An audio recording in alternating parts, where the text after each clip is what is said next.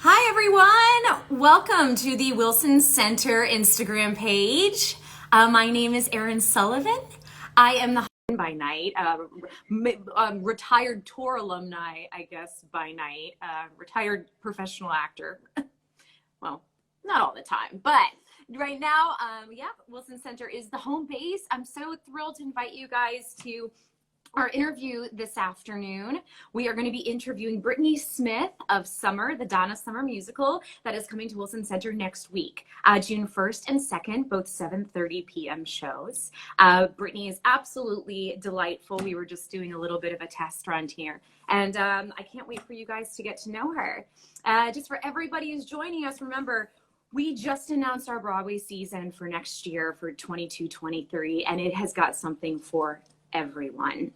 It is a thrilling season with so many options, Christmas gifts beyond belief, you know, Anastasia for bringing your kids in the family. You know, for those of you who are South Park fanatics, it's finally your opportunity to see Book of Mormon, and everything from the classics, from My Fair Lady to ladies, you know, gather the sorority sisters and have a girls' night for Legally Blonde. So we're really excited for next season. Again, something for everybody. Tickets are going to be going on sale soon, so make sure you check in with the box office. Here she is. Hi, Brittny. Welcome. Hello. Good afternoon. Morning, afternoon. It's noon. Afternoon. It's afternoon for me. It might be morning for you. You're on theater time. Yeah. Well, thank you for joining us, and everybody. This is Brittny Smith of Summer, the Donna Summer Musical. Where are you right now? Where are you coming to us? Right now we are in West Palm Beach, Florida. So, yes. Oh, beautiful weather. Oh my gosh. Do you have a day off or do you have a show tonight? I have a show tonight, but I had a day off yesterday, and we've had a few days off here, so I cannot complain. I have been incredibly happy. Yeah, that's laid out by the pool. In the world. Touring wise, I did about 5 Broadway national tours for a long time. So a lot of times when you get to be on tour and you're constantly going from city to city, you have a few beautiful blessed days called golden days. And so getting to have a golden day in West Palm Beach, that's pretty awesome. Yes, we had 3 golden days. That's really awesome. We've had 3 total. So that's like, oh my God, it's like a godsend. Yeah, I was gonna say that's tour universe rewarding you guys for having like those really crazy days with bad weather and cancellations and delayed flights and all that stuff. So yes, yeah, the universe treating you well.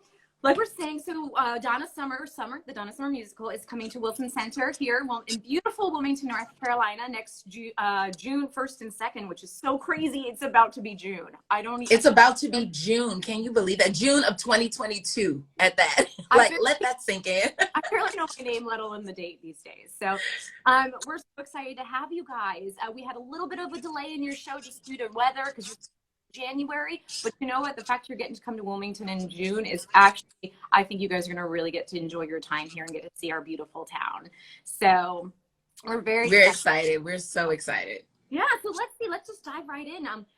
Well, first off, how long have you been performing, Brittny? What's your backstory? Give us a little bit about. Oh gosh, I'm gonna keep it as brief as possible because I have quite the eventful story. But I'm originally from Houston.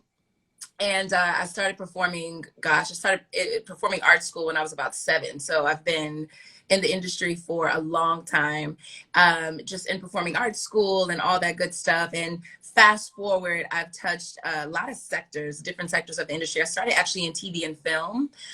So got my SAG card pretty early as a child, kind of did a lot of like commercials and print work, found out I could sing.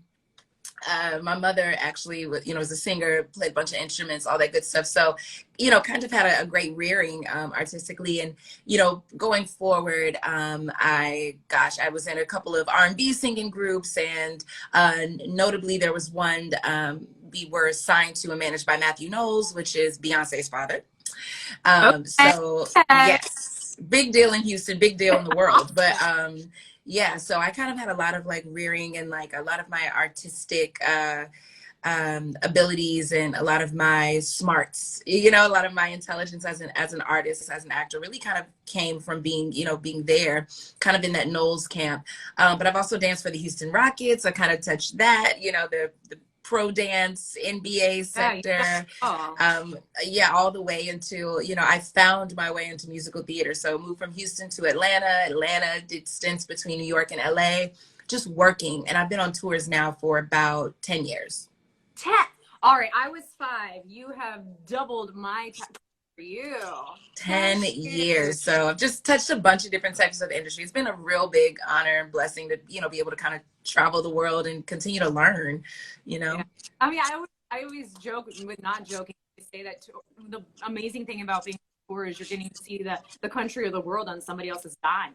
Like, it's, yes. Yeah, it's your job. Yes. To, like, I'm like, I'm getting paid to be here. Like, yeah, there's definitely some stuff that I was like, I would have never seen Mount Rushmore if I hadn't had to do a show in, you know, the Dakota. So yeah, for sure. So, yeah, that's awesome. Well, congratulations on all your accomplishments. It does sound like you're it just kind of seems then the show is kind of the perfect, like, show for you if you have such a background in the music industry. I mean, you're getting to portray, I mean, the queen of disco. Yeah. It's, so yeah, tell us about your role in Donna and Summer. Which Donna do you play? I play Diva Donna. I love her. She is the eldest of the 3 Donnas. I love Diva. She's the eldest of the 3 Donnas, and you know, she is Donna the icon, right? She has lived and learned and achieved and loved and all of the good things. And so essentially, I am facilitating in the show what we call a concert of a lifetime, and telling Donna Summer's life story in the first person through the lens of myself and also my younger selves, you know. And so you have the other Donnas, Duckling and Disco Donna, all telling Donna Summer's story, you know, at different points in her life. So Diva gets to look back in on her younger selves, have a lot of if I knew then what I know now moments, a lot of the nostalgia. You know, she really, and then brings it back, you know, full circle. I also pretty much narrate the entire show. So yeah, a lot of talking. A lot of talking, a lot of singing. Like, a lot of singing. I actually am wearing my my honorary hot stuff pin here. Oh man, and you got your blue on. I should have worn blue, man. I feel like it kind of looks like I should be running a circus, but I wanted you to got your blue, the sequins. I actually worked backstage on the show at DPAC, the Durham Performing Arts Center. I actually worked on wigs. And ladies and gentlemen watching this, the behind the scenes costume changes and wig changes of this production is like no other on the road. Yes. No other. Yes. Like, yes. We're talking down to what's your fastest quick change? I feel like you've got the hardest changes, right? Your track. I have pretty quick changes because I have to, I'm pretty much either at the top or the bottom of every scene for narration purposes. And there are a few scenes where I kind of have on the same thing and I just kind of get to walk off and breathe and come back on. But there's one specific change that is the vein of my existence. But, you know, we've got it down to a science now. And it's, it is, I just got done. I also double as Donna Summer's mother. So I play Donna, Diva Donna, and then I play my own mother in the show. And that's kind of a quick change on stage too. It's like I have to clip my hair and put on this sweater and change my demeanor in like a split second. So that's cool. But there's a specific change where I marry Donna's mother and I do this narration and then I go off and it's about 30 seconds. I have no more than 30 seconds to change from this dress to a sweater and pants and in 30 seconds and come back on, narrate, and then sing. Like, you know, I narrate right into the chorus of White Boys, the song from Hair. Yeah. And then I just, you know, jump into the chorus and I have to have breath. I feel like those changes and you've got like a whole team behind you. You've got someone with a water bottle. It's literally like you're in a boxing ring and you're like sitting out for a timeout. They throw some water in your mouth and you run back. Yes. Yeah. I wish there was a camera, you know, sometimes I wish there was a camera back there to just catch it because people kind of just, you know, you see what you see on stage, but you have no idea that you know, those pants got caught on my heel 5 seconds before and I was like, oh, I'm not gonna make it. Or, you know, there's so much going on, we may not be able to locate the pants you know, for a split second, and I'm like, help. Yeah, as long as your costume's there, you're off to a good start. Yeah, that's, I mean, I just think my favorite thing about touring and being back behind the scenes, and I think too for a lot of the people who you know, come to see the Broadway, they also appreciate the elements. Is that David? Oh, we'll get to it's David. Hey, David. But yeah, I can't wait to, it's such a, once now everybody gets to visualize and see that. So I was just saying to Brittny before we started, David Tansier is a dear friend of mine. He is on the tour as well. We worked back together in 2005 at Universal Studios in Japan. So one of the fun things for me getting to be, part of the Wilson Center family here on the faculty is now that with all these tours coming through, I get to reconnect with so many awesome friends. I got to with around the country, which is, again, the beautiful part of touring. So tell me, David plays, you said, Brian Edwards. So tell us about how with the show, how this is obviously very, it's a story about an icon's life and obviously a very real person who made an impact in so many facets of the entertainment industry, the music industry. And he portrays somebody, I guess, who is very dear that you were telling me is very close to production in general. Do you want to tell everybody a little bit about that? Yes. So Brian is amazing. He's literally amazing. And he was one of Donna's best friends, publicist, did a lot of, worked very closely with her in a lot of ways, and confidant. He has so many stories that they've shared, so many laughs, so many stories. And he, made sure made sure that she was on point and, got her from point A to point B. And he was just really, really, really close to her. And trusted, and he has a lot. He's also really funny. He's really, really funny, and that really comes out in the show, right? Not only are his lines in the show, he's portrayed in the show. The lines in the show are hilarious, but which is why David cast in that role. Right, I'm like, David is a riot just in life, right? He is just a light. And he's hilarious just because he's hilarious. And so he was like the perfect person. So he has there's some like one-liners, and that's how you know when the actor's also amazing, because it might be just one line, but the way that David delivers it, the audience erupts. Like I giggle, and I've done this show a million times at this point, backstage. So, and Brian is still very, very connected to the show, very, very connected to family and friends, and to the cast. And I talk to him all the time, and he talks to David a lot. Loves David. I love their connection. So I love that he is still so connected to the show. I mean, do you think it's a really daunting task? Like, it's one thing to do a lot of theater and you have a really impressive resume where, when you're, we as actors sometimes get to develop our own characters or people that weren't based on real people. In your realm, you're portraying someone who is a living legend.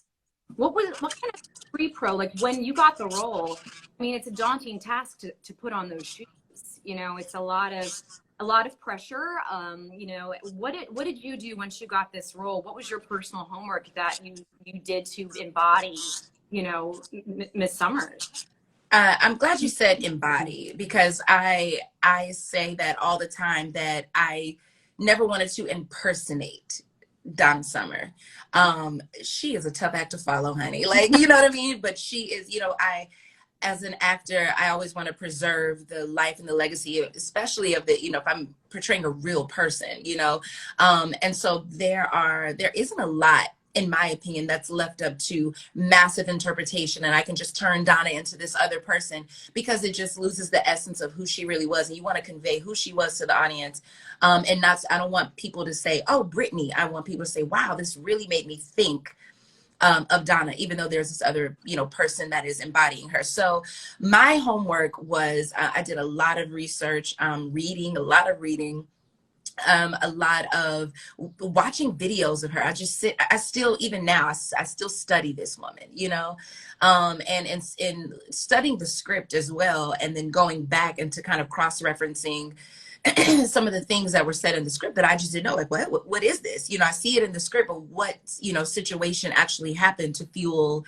this line? And so I would go and kind of research certain things that happened to her that fueled, that being put in the script. And so I would get a better sense of how she felt, right? Because as Diva, you have to narrate through the show. So I have this huge task of not only singing and dancing and, portraying the Queen of Disco, but really telling her life in the first person, right? So to be able to narrate through and convey the emotion of how she might have really thought and felt at the time. You know, you really have to research. So one thing that I really like to point out, like to bring on stage, is her humor.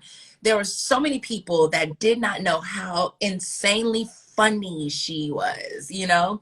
And I had this conversation with her daughter, Mimi, who came to our show so in cool. Nashville. Love her, and her whole all the family members that I've met have just been stellar and beautiful, and that's a whole nother conversation. But I was like, that's our second review. We'll get into that. But I had this conversation with Mimi, and she was like, thank you for bringing that thing out, you know, because so many people, you know, as artists and our musical icons and legends, we know them for their art, right? So we know Donna as being the queen of disco and this pioneer and this amazing woman of color that kicked down doors and broke glass ceilings in the industry. But we didn't know, especially in her older age, you know, she kind of wasn't necessarily actively on tours as much and things like that anymore, how funny she was, how engaging she was, you know, how witty she was.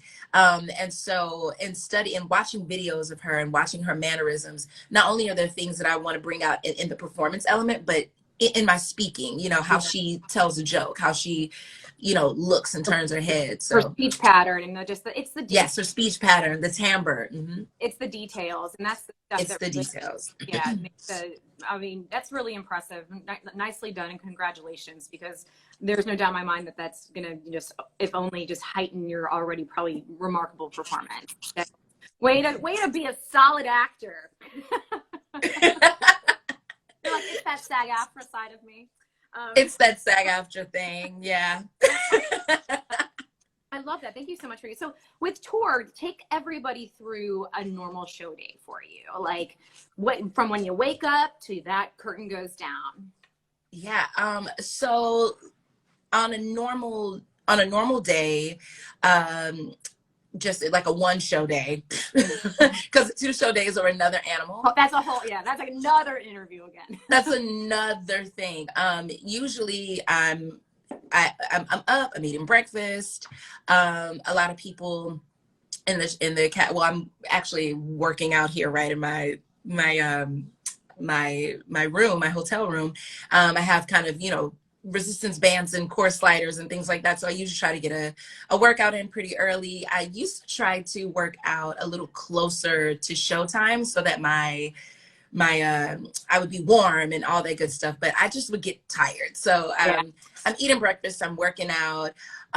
Oftentimes we have press and interviews and things like that. So kind of setting that up, going through the press and all of that good stuff. I actually have these really interesting vocal rituals now. I gargle with a lovely thing called Gargle Away. Shout out to Gargle Away. I feel like it's in my life.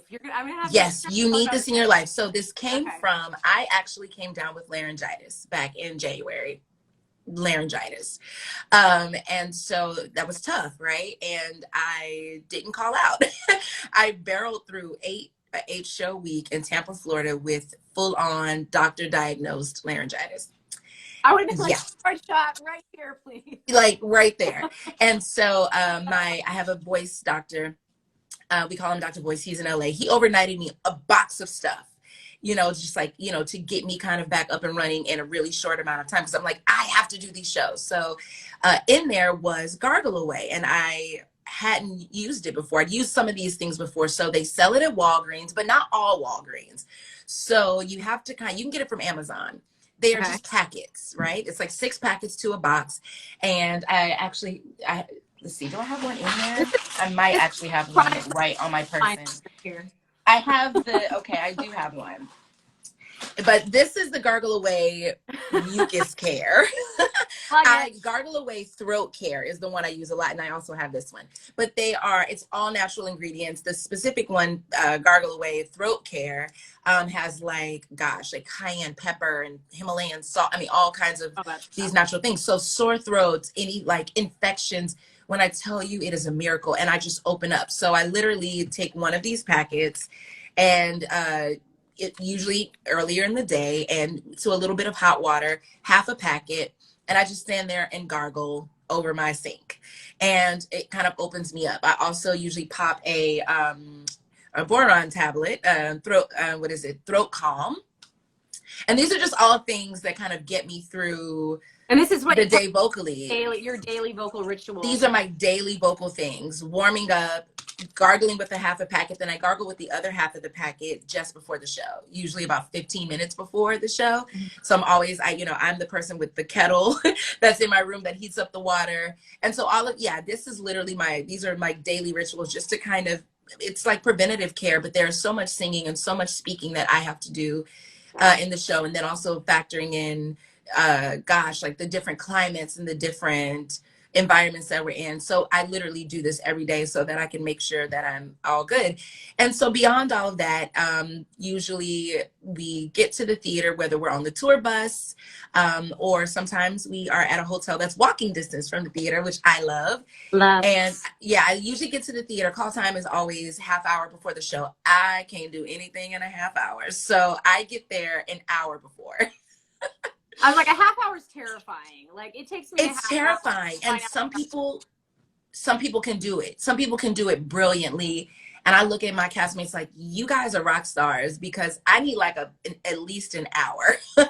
And so I usually get to the theater, specifically if it's walking distance, about an hour before the show, and sign in, start makeup. I have a speaker. I always keep a speaker. It's literally right here in my dressing room. And so I'm like zenning out, playing music.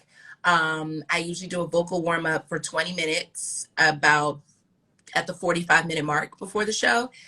Gargle away, with my gargle, putting on the mic and the costume.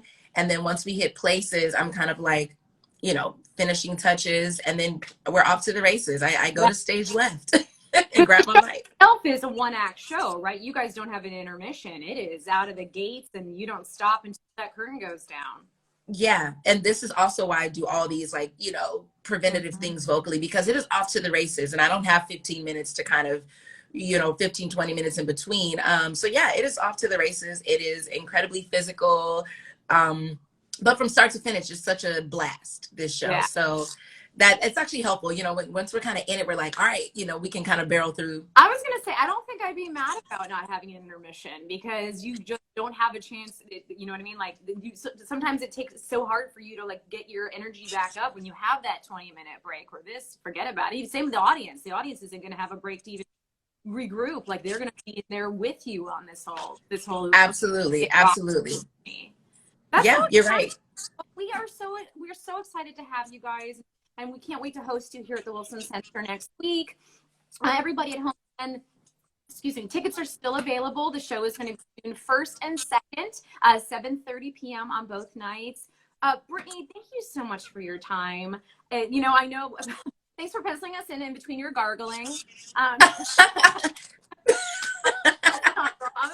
literally wrote it down.